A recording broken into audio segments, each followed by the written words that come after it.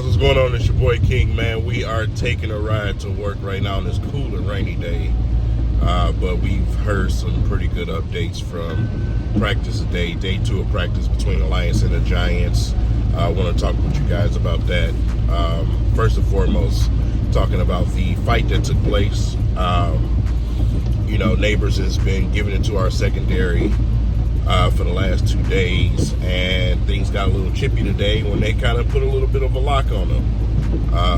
Terrion Arnold made a good defensive play on him, and he got up and decided he wanted to shove guys in the helmet, and it went from there.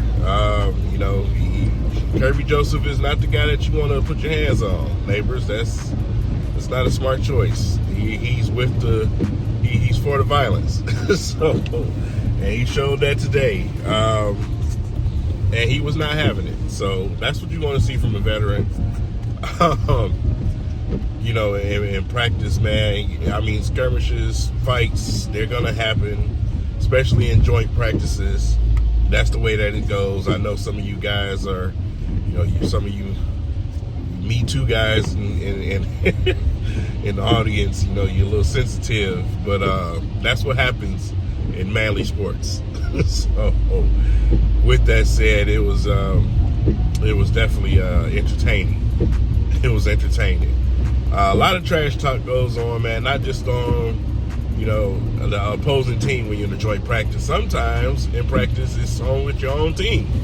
And, I want to give a shout out to Corey Woods, man. He just does an excellent job of putting things straight like they are.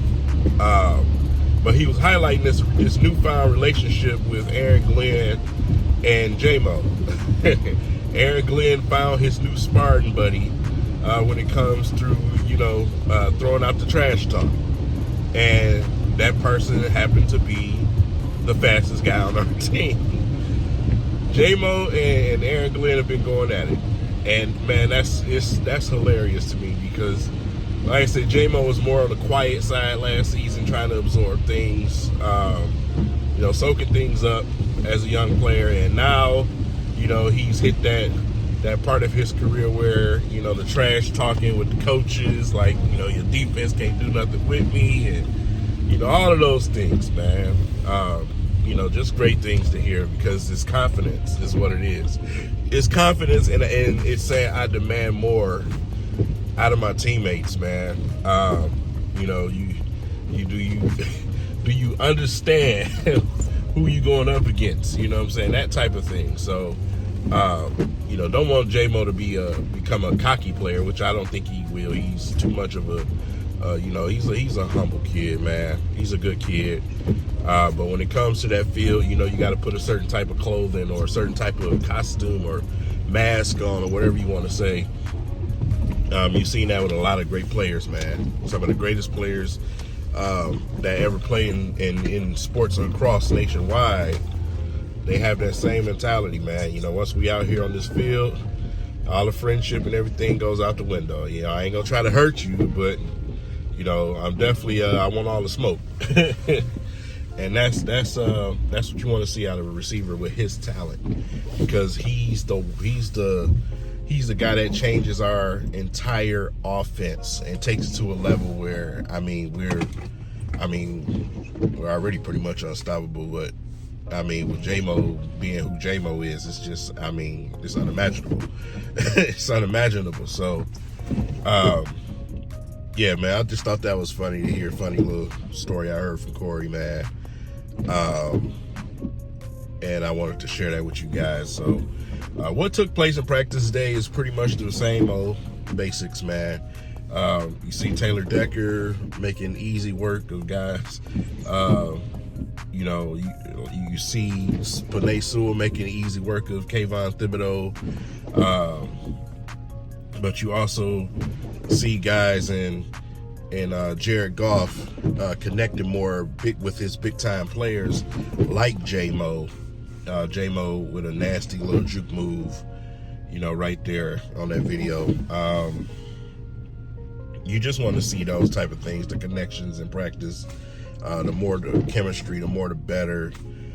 Jared Goff is pretty much really only comfortable and confident with certain guys, and he's trying to make J-Mo one of those guys to the list. He's not gonna have a choice, to be honest.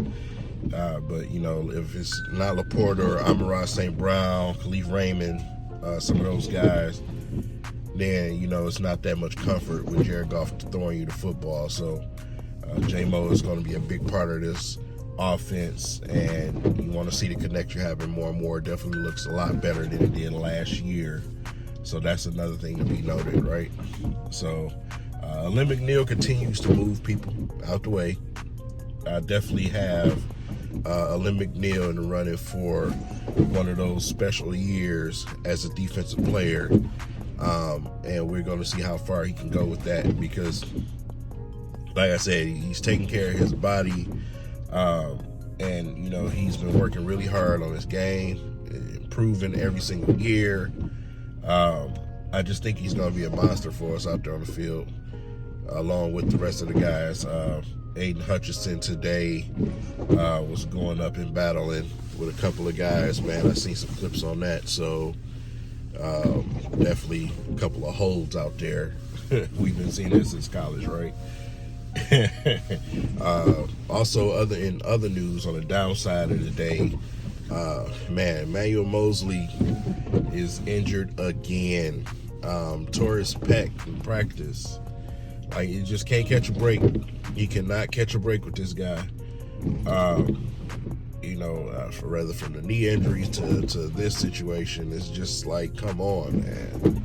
It's a diet need to be changed, or some habits, or something is going on. That medical staff need to do some digging or something, man. Something got to change, because it's not working. It's every time you hit the field, you're getting hurt. That's not good. He's been doing good in camp too, man. We need him in that secondary to keep that depth that we have.